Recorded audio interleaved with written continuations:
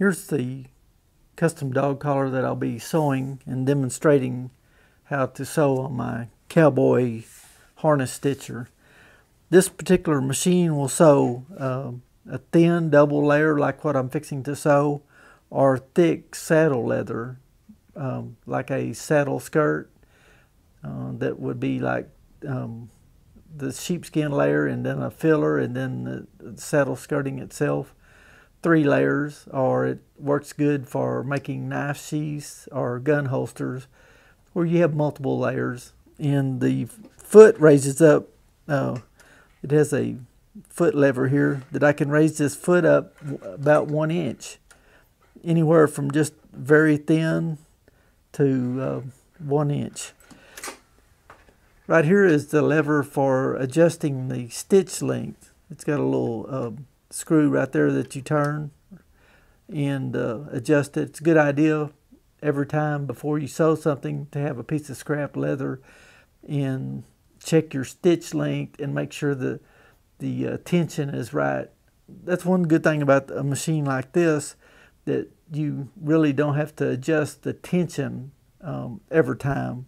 It's pretty consistent. It pulls it right in the center like it needs to be. And I've got a fresh blank bobbin here that this will actually wind this bobbin as I'm sewing. So the lever here, that's the reverse position and that's a forward position, and this little screw right here adjusts the stitch length, and that's the bobbin winder. And I've got polyester 346 white on my machine, and it sews real well with that.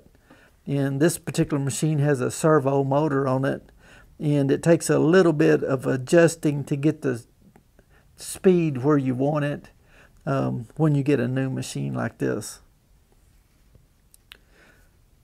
And these bobbins are big enough that you can sew several pieces without having to change the bobbin. I'll start at the back here, and I'll set this in like that, and then bring my needle down where I want to start, like put the tip of the needle right there, and then I like to hold the bottom and the top thread as I start, so it starts off right and pulls the thread down. So I just give it a little start like that. I'm sewing without a guide. I have a guide that I can drop down here and put to the edge, which is pretty handy sometimes.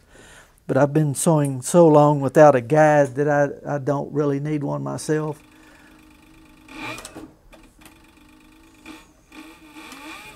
So here goes.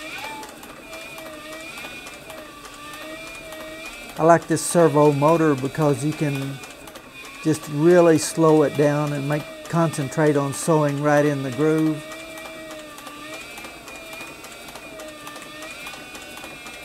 This got a closed toe foot on it. Usually when I get close to the end right here, I'll really slow down and make sure that I get the point of the needle right in, like the very end there where it looks real good. So I've got room for one more stitch here. No, I don't actually. So I'll just I'll raise my foot up and turn that around now.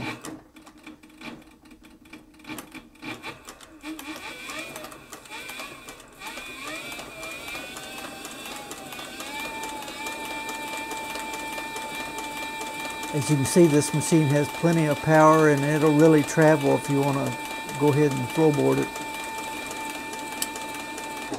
And my bobbin just popped, it snapped open. It's wound a complete bobbin while I've been sewing around this dog collar right here.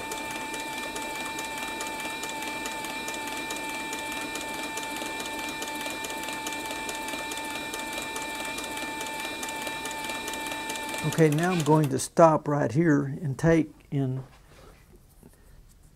see, I can pull that stitch up and there's a loop there. What I want to do is like pull that loop like right in the center of the leather, and that holds that so it won't unravel.